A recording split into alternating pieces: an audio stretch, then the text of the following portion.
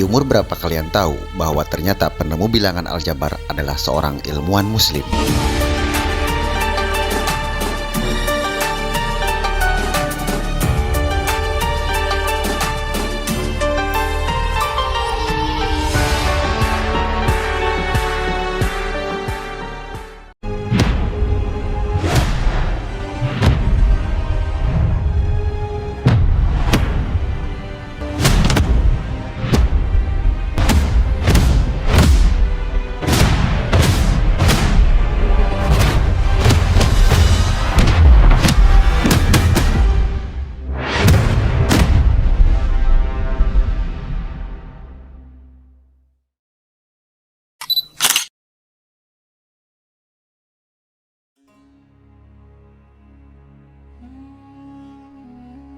Pada awal pertumbuhan Islam, dunia pengetahuan mengalami zaman keemasan dan munculnya ilmuwan-ilmuwan muslim yang hingga saat ini penemuannya masih digunakan menjadi rujukan sebagai dasar perkembangan pengetahuan modern.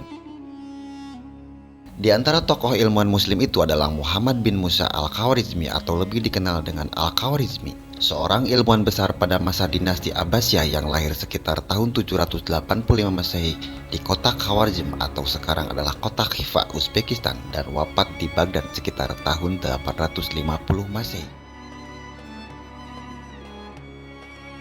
Al-Khwarizmi adalah ilmuwan yang ahli dalam bidang matematika, astronomi, astrologi, dan geografi. Sejak kecil, Al-Khwarizmi sangat gigih dan bersemangat untuk menuntut ilmu.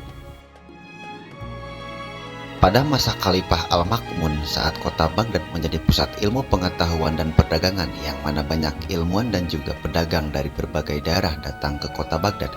Begitu juga Al-Khwarizmi, ia pergi ke kota Baghdad untuk menuntut ilmu di sana, hingga kemudian ia tumbuh menjadi seorang ilmuwan yang sangat masyhur.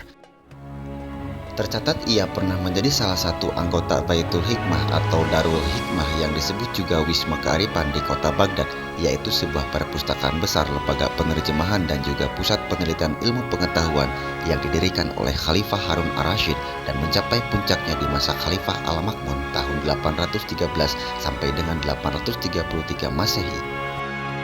Di sanalah dia mendalami ilmu alam dan matematika, termasuk mempelajari terjemahan manuskrip Sangkersta dan juga Yunani. Sepanjang hidupnya, ia mengabdi dalam bidang pendidikan dan riset keilmuan dan banyak penemuan-penemuan penting yang sudah ia torehkan. Salah satu karya terbesar Al-Khwarizmi di bidang matematika adalah Aljabar. Ia menulis buku Al-Kitab Al-Mukassar fi Hisab Al-Jabar wal Muqabalah atau kitab yang merangkum perhitungan perlengkapan dan penyeimbangan pada tahun 830 Masehi. Aljabar adalah materi yang banyak dipelajari di dunia. Aljabar merupakan salah satu cabang matematika yang mempelajari penyederhanaan dan pemecahan masalah, menggunakan simbol sebagai pengganti konstanta dan variabel. Kini aljabar telah banyak dimanfaatkan di dunia dan menjadi salah satu materi yang wajib diajarkan di sekolah-sekolah. Al-Khwarizmi juga berjasa dalam merumuskan dan menjelaskan dengan detail tabel sinus, kosinus, dan trigonometri. Nah, karena karyanya ini, kemudian Al-Khwarizmi disebut sebagai Bapak Aljabar. Tidak hanya konsep aljabar, Al-Khwarizmi juga merupakan orang yang pertama kali menemukan bilangan nol atau dalam bahasa Arab disebut sifar. Al-Khwarizmi adalah orang pertama yang menjelaskan kegunaan angka-angka, termasuk angka 0. Karyanya dalam bidang aritmatika tertulis dalam kitab Al-Jama' wa Tafriq bi Hisab Al-Hin, yaitu sebuah buku tentang penjumlahan dan pengurangan berdasarkan kalkulasi Hindu. Ia memperkenalkan penggunaan angka Hindu 1 sampai dengan 9 dan angka 0. Ia juga membahas asal-usul angka serta sejarah angka-angka yang sekarang sedang digunakan di seluruh dunia. Melalui karya-karyanya inilah orang-orang Eropa belajar menggunakan angka 0 untuk memudahkan menghitung puluhan, ratusan, ribuan, dan seterusnya.